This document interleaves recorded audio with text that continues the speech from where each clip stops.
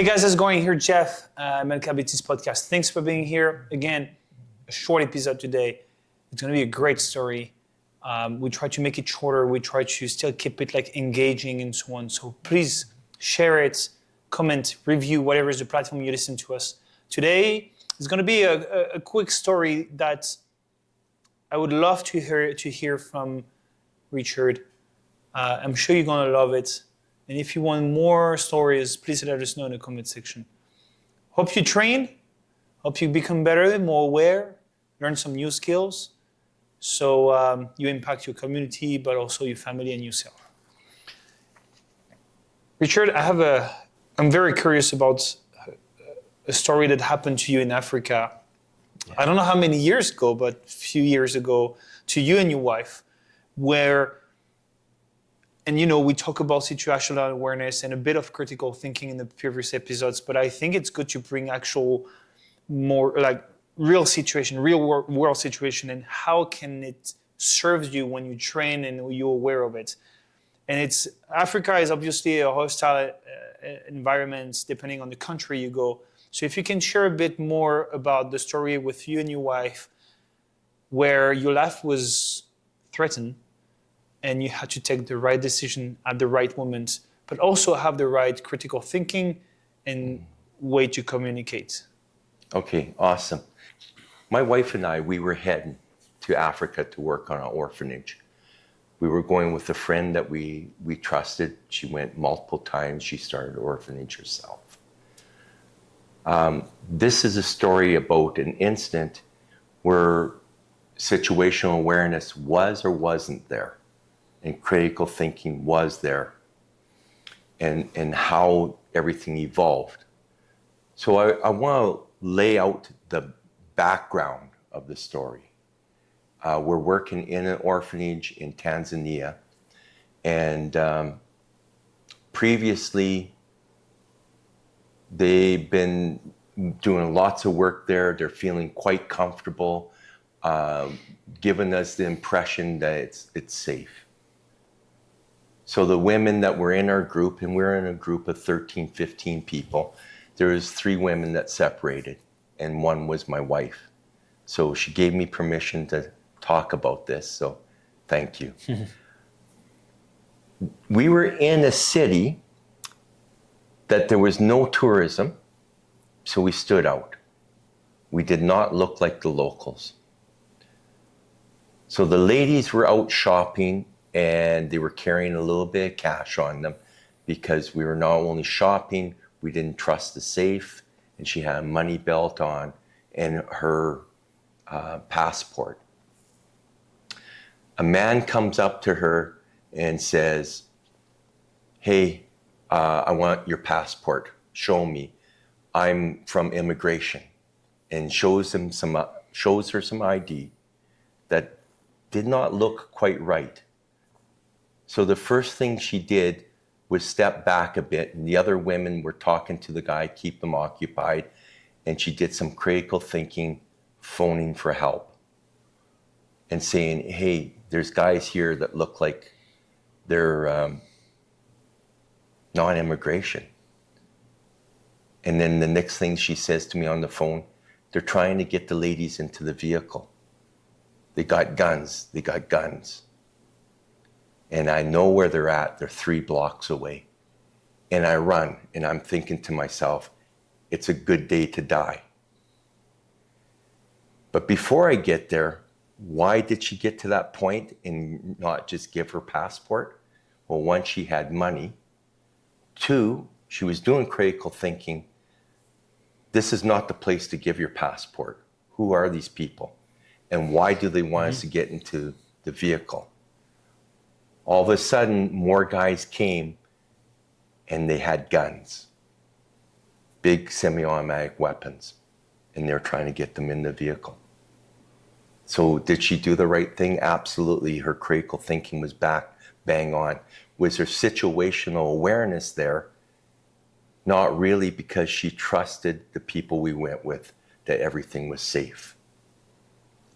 So situational awareness started changing. Now she has to get away. I come running to the guys, and I am angry as F. And it is a good day to die. My wife is not going in that vehicle. The guys looked at me and they loosened their grip on the ladies and they ran to me. Then we started to the hotel because we had people at the hotel and their Jeeps were coming in trying to cut us off, and they had semi-automatic weapons out. Did it shoot at you? They didn't, because we're in the city, but they picked a location that they were situational aware, that was off the beaten path, Yeah. and watched the ladies. So they were stalking them for some time, waiting for the ladies to come. What could happen? Well, who knows? Once they disappear, they're shipping containers in Lake Victoria. There's several different countries.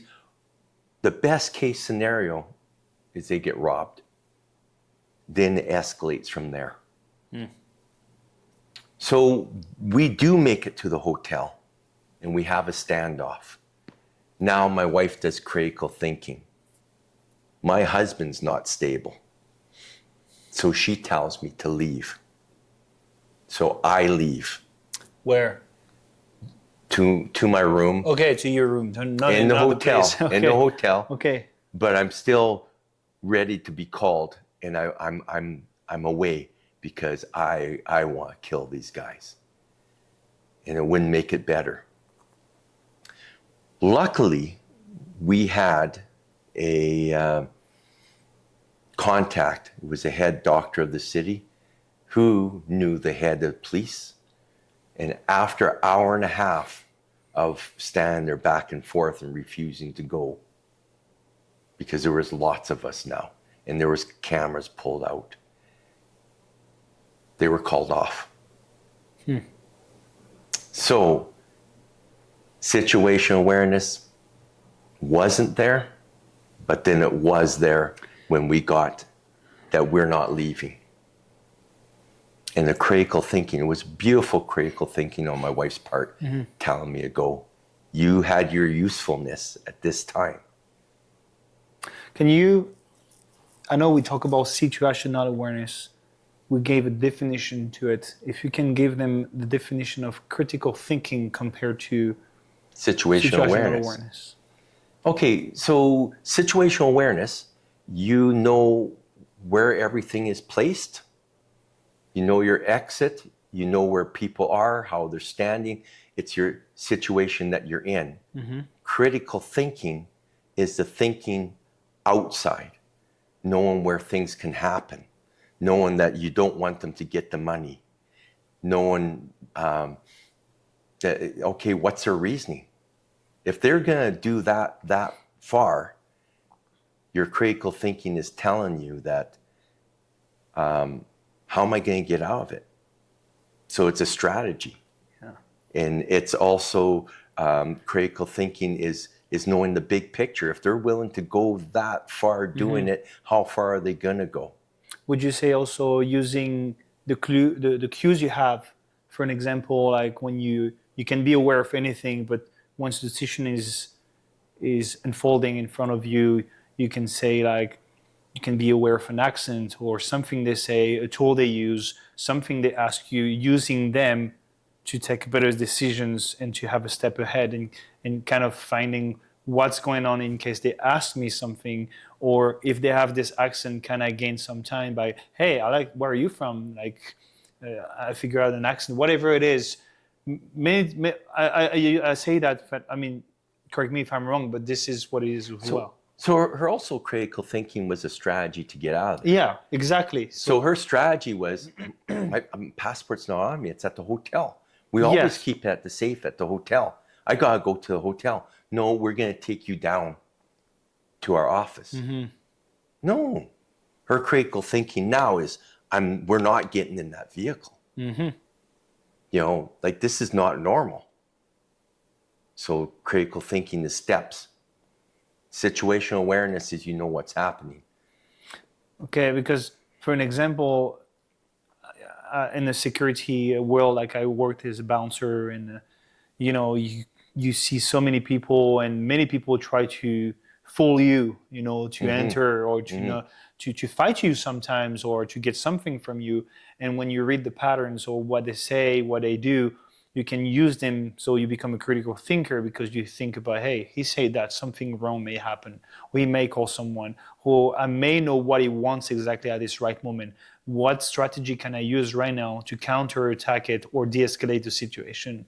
So I'm not just aware of the situation because I'm already into it. How can I use the cues and the things, the patterns in my, how you say that? In my benefits? How you say that? What's the name?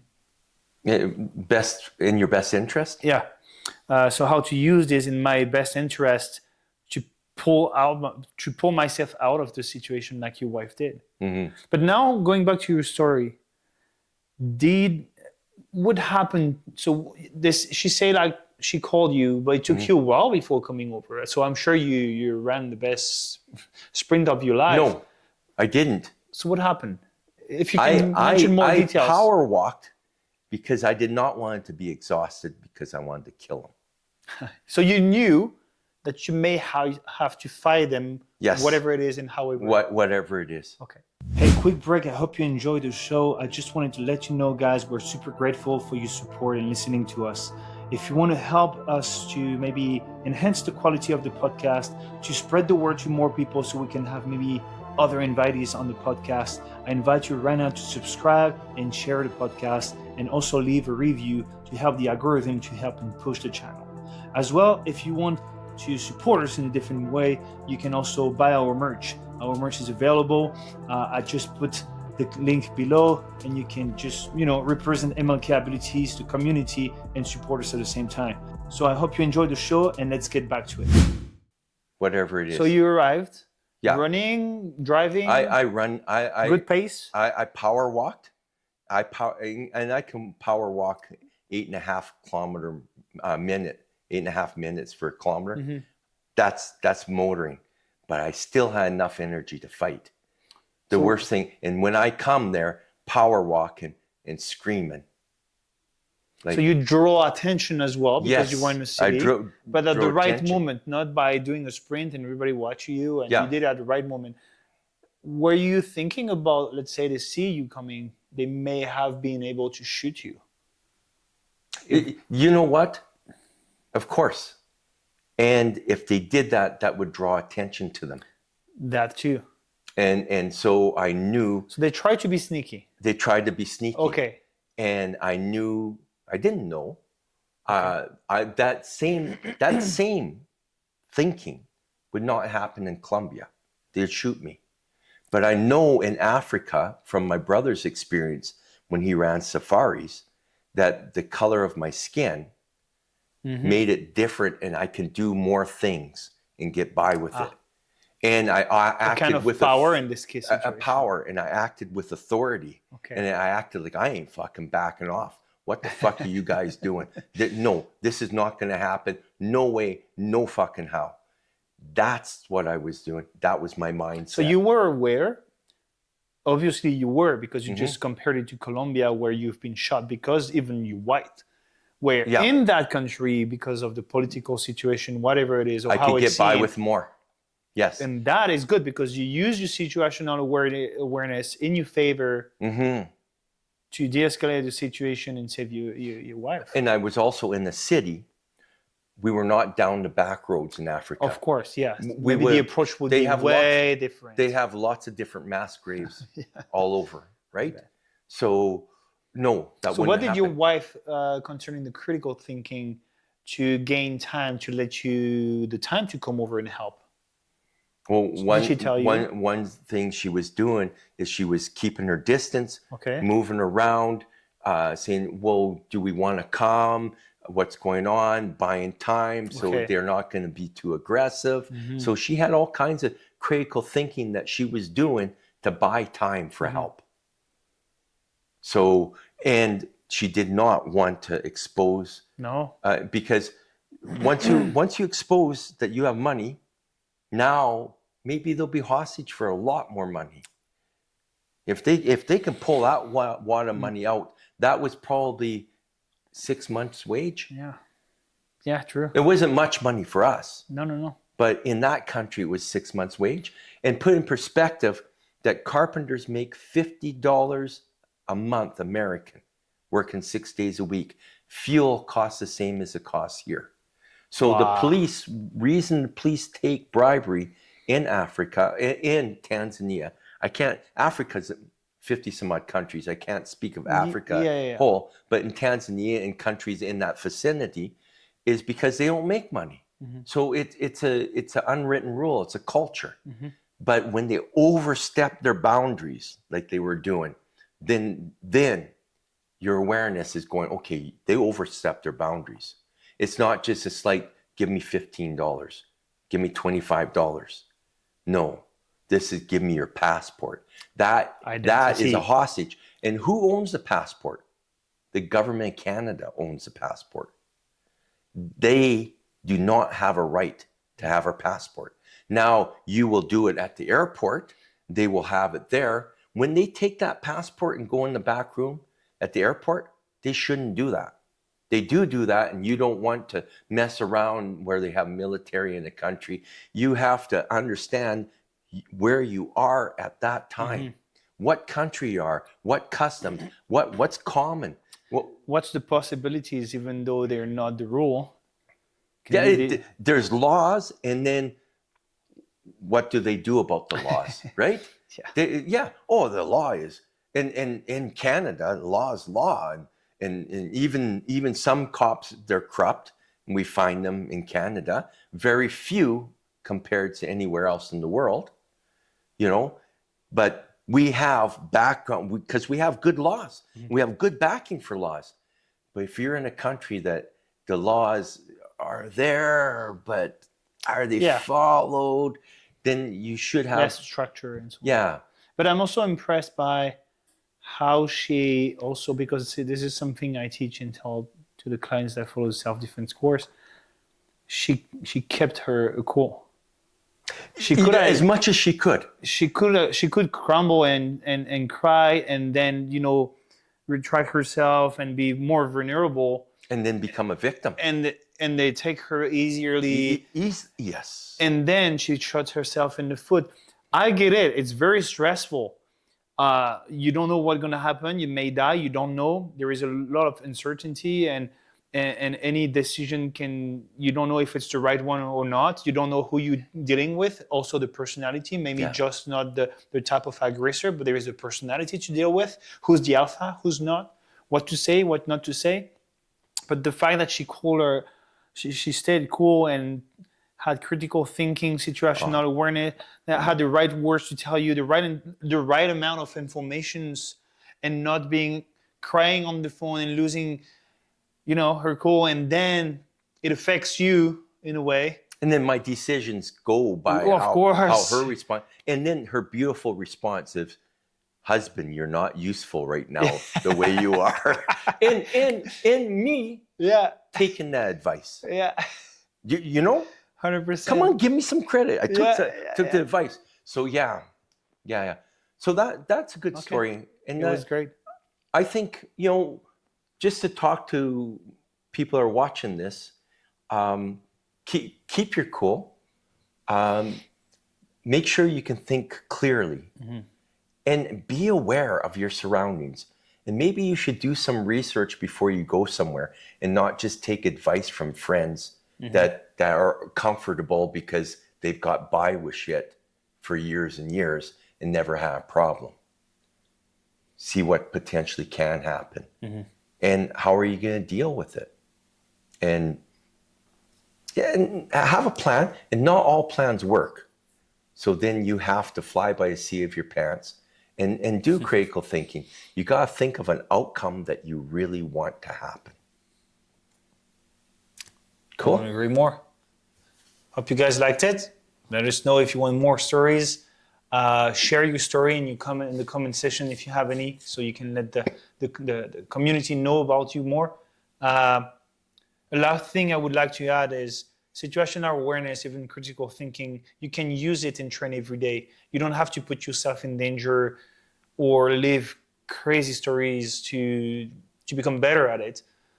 just instead of taking it as a victim mindset or to say it like, oh, I'm paranoid now. This is not paranoia. This is being prepared and aware, and just go in the grocery stores, look at people, look at how they dress, what they say, what they do, who's here, who's not, how does it smell, how's the tension, how do you feel, and do that in different environments, in different cities, in different maybe countries if you want to. Select some safer countries instead of more dangerous one before. Train this way. Don't skip steps, or you can do it, and take it the fun way. Because by the time you're in control, you're safe. So take it the fun way, and if someone catch you, well, maybe they are not just aware of it. So, don't be too hard on yourself. Don't think it's bad. Don't think you're mad or crazy. We should be more aware and work on our social skills and critical thinking. So hope you liked it. We'll see you in the next episode. Take care. Become the best version of yourself. Bye-bye. Thank you. Thank you, Richard. Awesome. There you go. And you take the wrong trail, it's getting late in the evening. Is there ways of starting a fire without those things? I'll be really honest. You're screwed. Yes, unless you